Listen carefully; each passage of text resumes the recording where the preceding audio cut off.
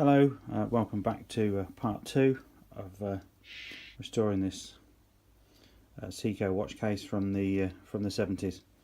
Now in this section I'm going to be taking these side parts here that you can see and getting them back to a high polished finish. You've got to bear in mind that this watch is 40 years old, so it's got plenty of action.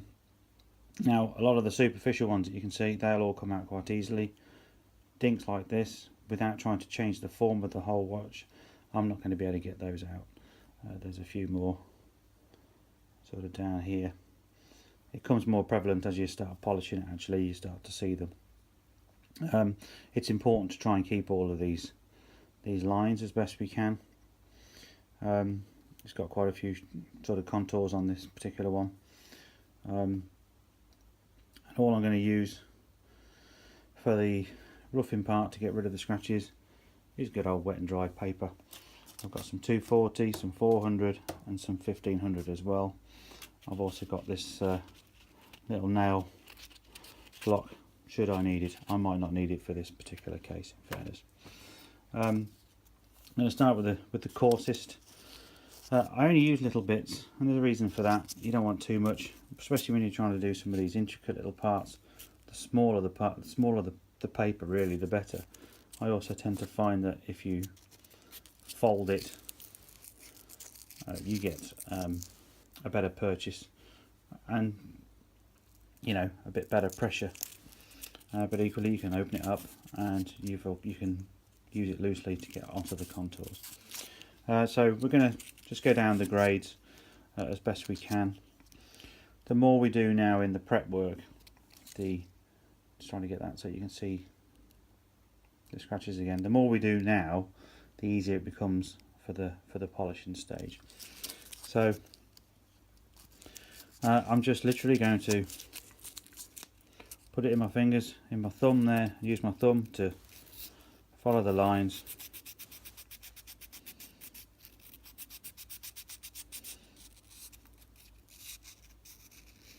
And work on a section at a time on this one. Again, I'll get it in the light. So I'm going to work on this bit, and then there's a little bit underneath there as well.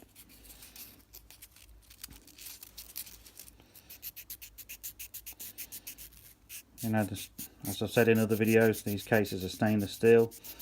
They're quite tough, but wet and dry, well, good quality wet and dry at least, is silicon carbide abrasive.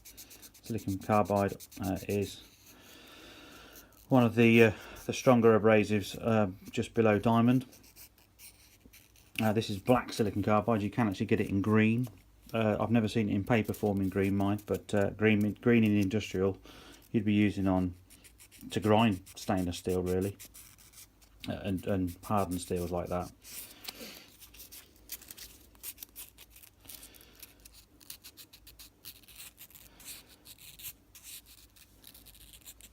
So it's all pretty rough, but it's important that I'm only using, you can just see what I'm wearing there, hopefully, just using that little bit. I don't want to overlap it onto these lines too much, because it'll take the corners off, and once you've lost the corners, that's it. So again, if I was just going to try and do this one, just gently, your finger finds the place and you just keep going. Now obviously this task is going to be pretty laborious, so I'll end this section here and I'll now go through the grades, and we'll come back and we'll start polishing. Okay, so I've used all the wet and dries on this, and this is the sort of finish we've got. It's all pre-polished. So the next step would be to get the felt wheels out and the rotary tool and buff all this up. But before I do that, I want to show you a new product I've got. It's a bit of an experimental one, but it's It's called a unitized material. Now this one's supplied by a brand called Norton. I've had this specially made to try. It's very soft, but the actual material itself we sell a lot in a disc form that goes onto an angle grinder. It goes into stainless steel industry.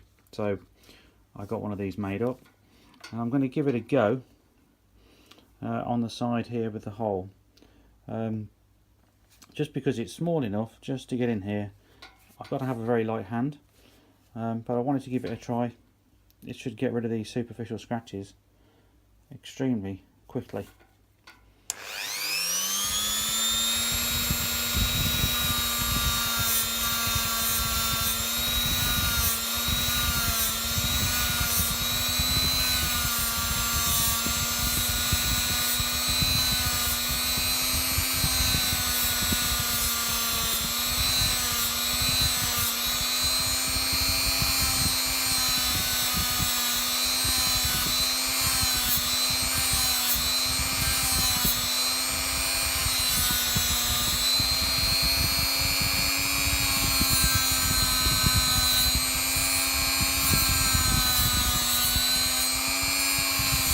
I'm not pressing on very hard at all, I'm just letting the abrasive do its own work.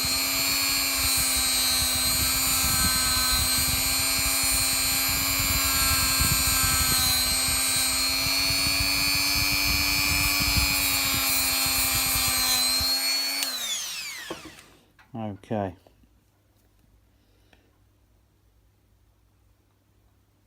Now, it might look a bit rough, but that's very smooth. I'm going to go straight onto the 1500 wet and dry.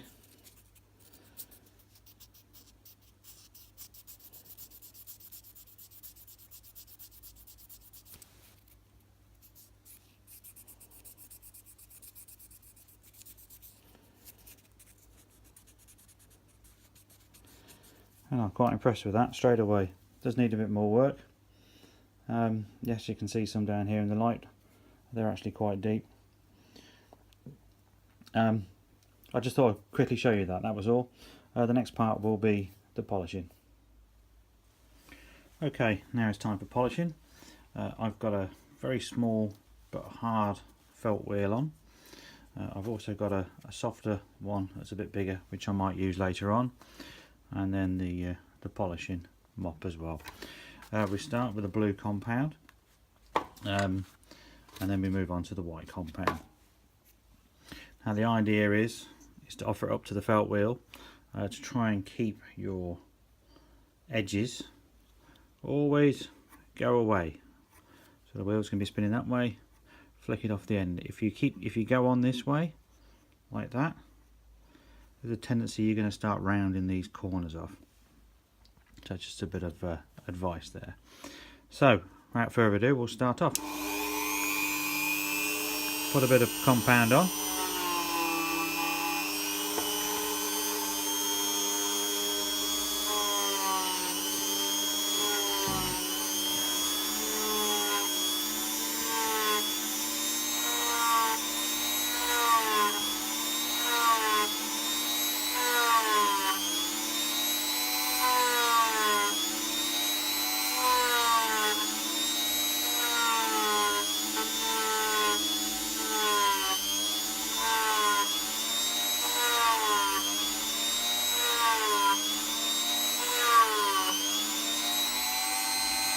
And already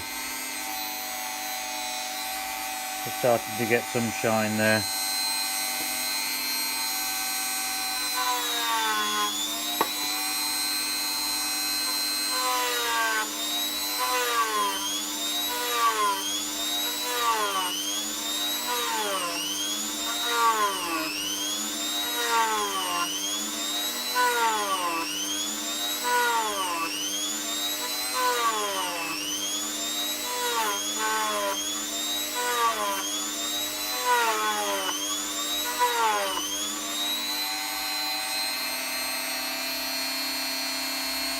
It's quite hard to see in this light.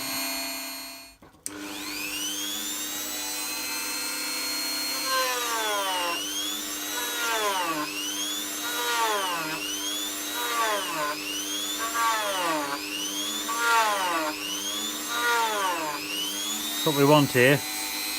Combination of pack compound for the abrasive and some heat. And the two together kind of burnish the surface.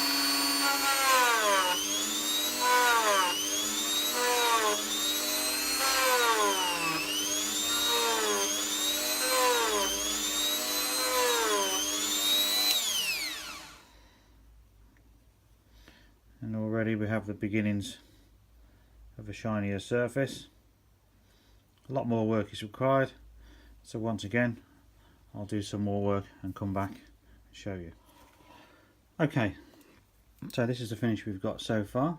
It's quite good. But we're just going to use the softer wheel now with the white compound and repeat the same process.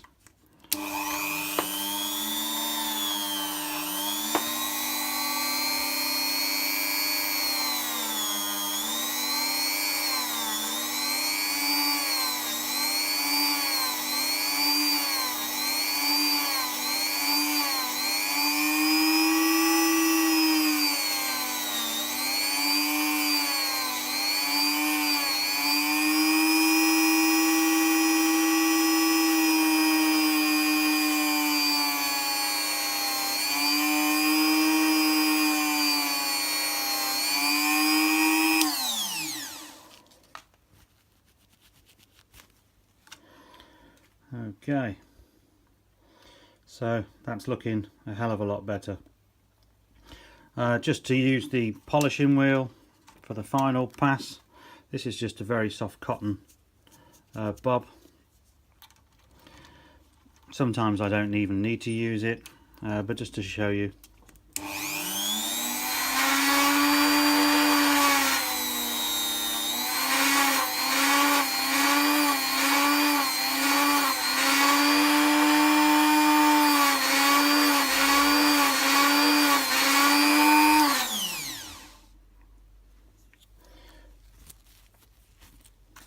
There we have it. That's one side finished. Once they're all done, I'll put it in the ultrasonic cleaner, clean it all up, and then rebuild the watch. And of course, I'll put some photos up at the end. Thanks for watching.